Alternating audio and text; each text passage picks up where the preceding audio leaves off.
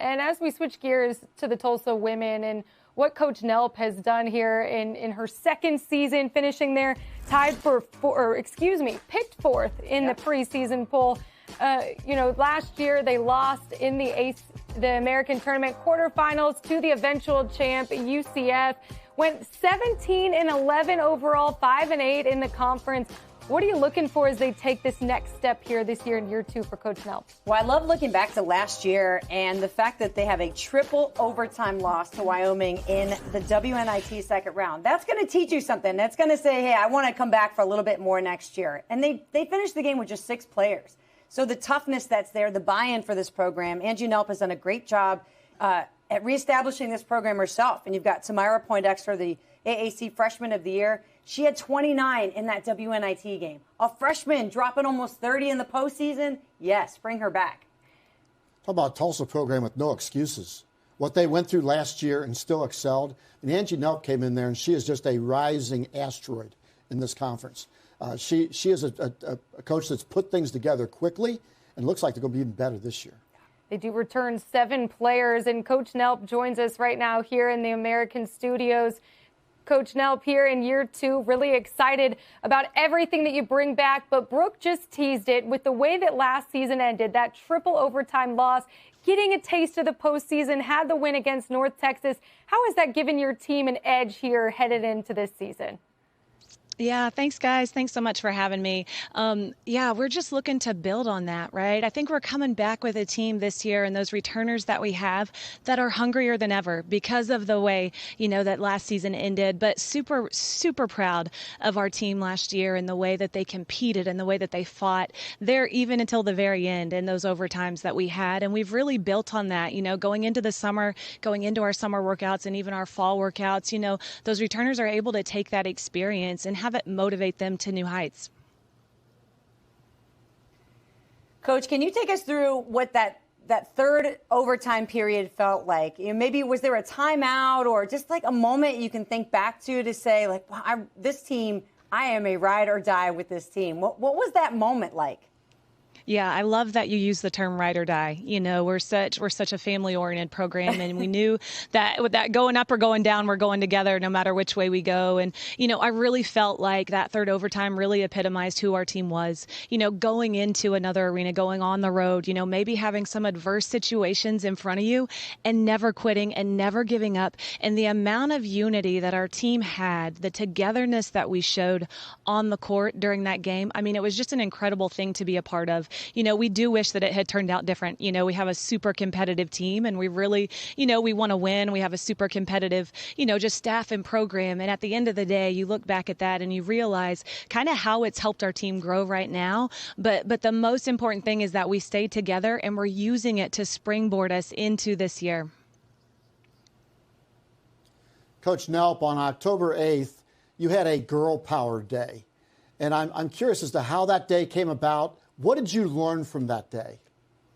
Oh, we love our Girl Power Day, right? It was our first annual Girl Power Day that we had here. We were able to host an event that we opened a free clinic to elementary aged girls that were able to come in and learn, how to dream big, how to goal set and how to have confidence. And so what I love about that day, though, obviously giving back to the community is a huge part of our program. We're a program that is about more than just basketball. We're a transformational program. And what I love about that day is being able to see our players, give back to the community and really become role models for those young girls. And so it was a great day for our program. It was a great day for our community. It's always important to us as a program to continue to give back.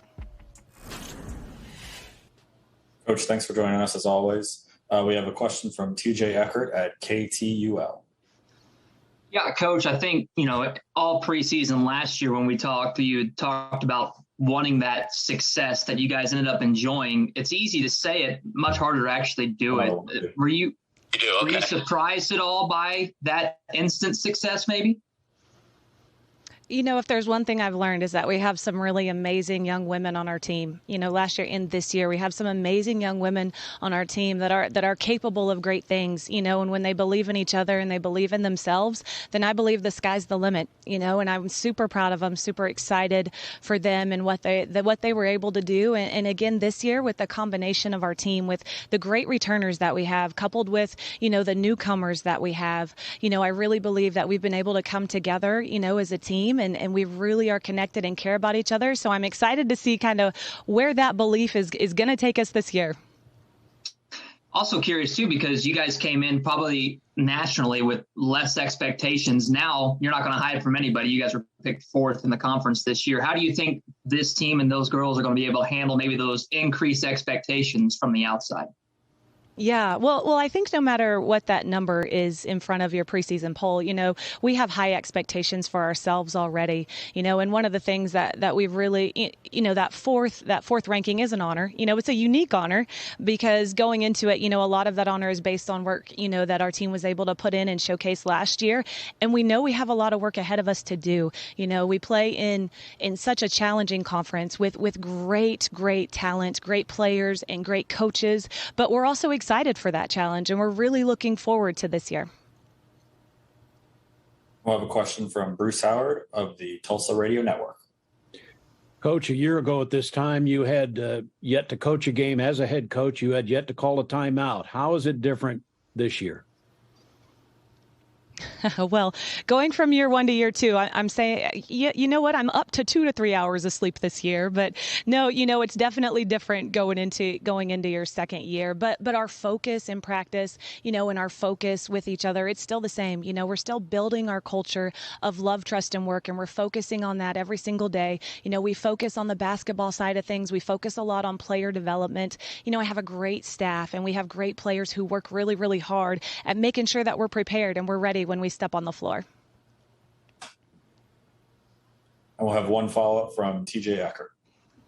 Yeah, Coach, we're about to talk to two of them, but the local talent that we talked about before last season ended up coming true for you this past year with three really big-time leaders. Of course, we talked about Tamara earlier as the freshman of the year, but that local talent that we have here in Oklahoma and the Tulsa area in particular, how much pride do you take in being able to use this local talent to carry you to so much success that you guys had last season? Yeah, we certainly do, and so proud of Tamira and Maya and Maddie for those recognitions that they've received. They're part of the hardest workers on our team, and they're true givers, and they're from right here. They're from our home court, from our home ground, and so we take a lot of pride on that. With our roster, the majority of our players being from Oklahoma. The state of Oklahoma has such great basketball and has such great coaches in the state of Oklahoma. We always want to recruit from our footprint and recruit from here. And so we're so excited about the players, even the incoming players that we have that are, maybe coming back home to be able to play closer to here. Coach, with Tamira Poindexter, a sensational freshman year, we've talked about it, but in terms of really what she's done to take the next step here, as she's going to be at the top of every scouting report this season, where has she put in the most off-season work? Yeah, one of the things that makes Tamira so dangerous, right, is her versatility and her ability to play all over the floor. I mean, man, what an incredible player. She's a special talent, but more than that, she has just such a great feel for the game. And so she's been working extremely hard in the offseason, been able to put in work a little bit more on the perimeter focus, a little bit more, off the dribble, but still maintaining, some of those skills that she's mastered around the rim. Coach, thank you so much for the time, and really looking forward to seeing here what you can do in year two at Tulsa. Appreciate it. Thank you guys so much. Great energy as always from Coach Nelp, and a lot of changes, but a lot of people coming back as well.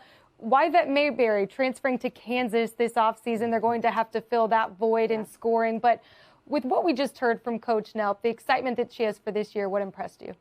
Well, I think the fact that they've seen and tasted a little bit of success, so that will help your confidence so much.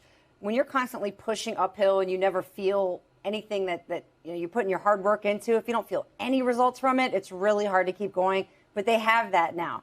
and they were so close to getting past that third round or the triple overtime loss. Can you imagine what that would do for you as a player? I wouldn't get out of the gym for 12 hours a day. I mean, I'd be putting in that work. I'm just excited to see them live up to these expectations because Tulsa is a school we've not talked about in the American ever. Well, we are now. We are now. And Angie Nelp came in last year and kind of put her stamp on that program and now is continuing to that. And I really like the fact that both head coaches talked about the reach out to the community. Tulsa's a great sports town, great basketball town, but you got to win.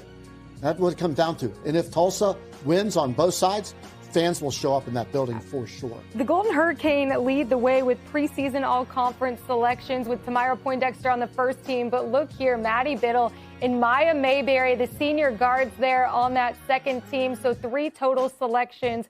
Overall, really high expectations for the Golden Hurricane this season. And this senior leadership is going to be huge for the Golden Hurricane. And let's now welcome in Maddie and Maya here into the American studios. Now as they head into their senior season, Maddie, Maya, thank you both for taking the time to join us. As you all look ahead to year 2 under head coach Angie Nelp, what are you most excited for heading into this season after the high expectations that you all achieved last year? Yeah. You want me to go? Okay. Yeah, we're just really excited for this season. We want to win a conference championship. That's the whole reason we came back on top of getting our master's in business. We're just really grateful for the opportunity, and we can't wait. Yeah.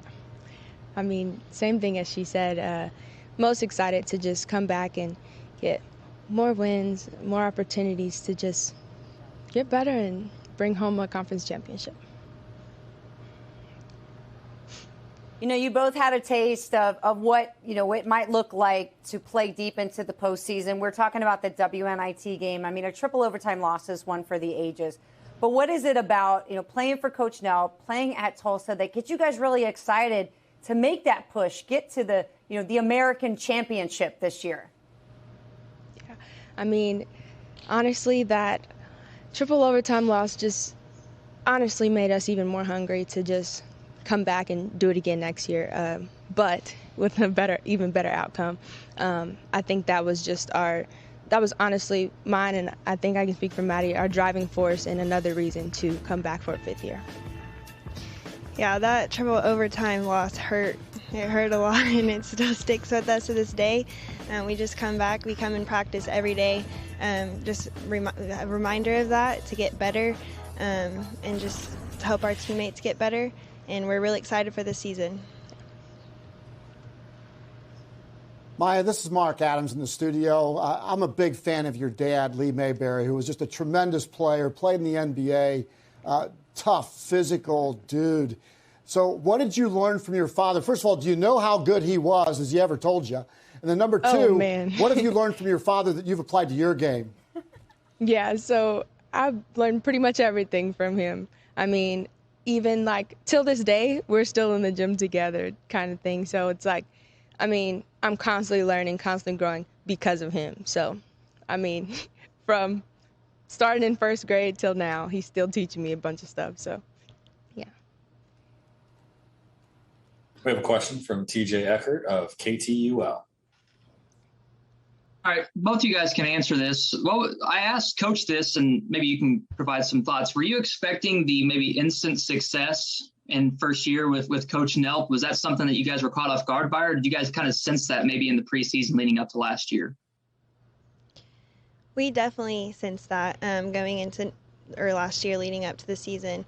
We worked and we worked and we worked. We grew together as a team with our new culture of love, trust, and work. And the most important thing was just building trust with each other, building trust on and off the court so that we could build that team chemistry. And it really grew us closer together. And that's why we had that success. And we weren't caught off guard by it at all. Yeah, I agree. Our main focus was growing on and off the court. It was more than just basketball. So, you grow in areas with the relationship for teammates, then you grow on the court.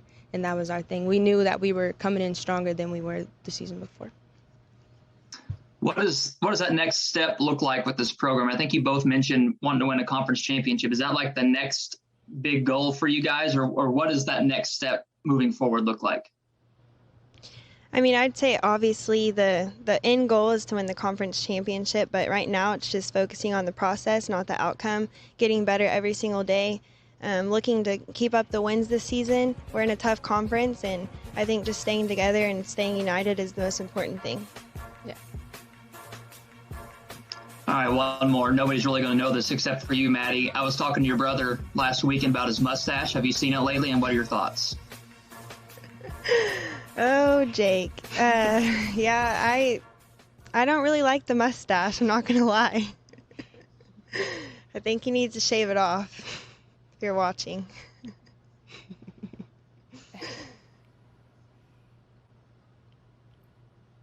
Maddie, Maya, thank you both for taking the time to join us. We really appreciate it and looking forward to seeing the both of you here, fifth-year seniors competing for the Tulsa Golden Hurricane. Best of luck. Thank you.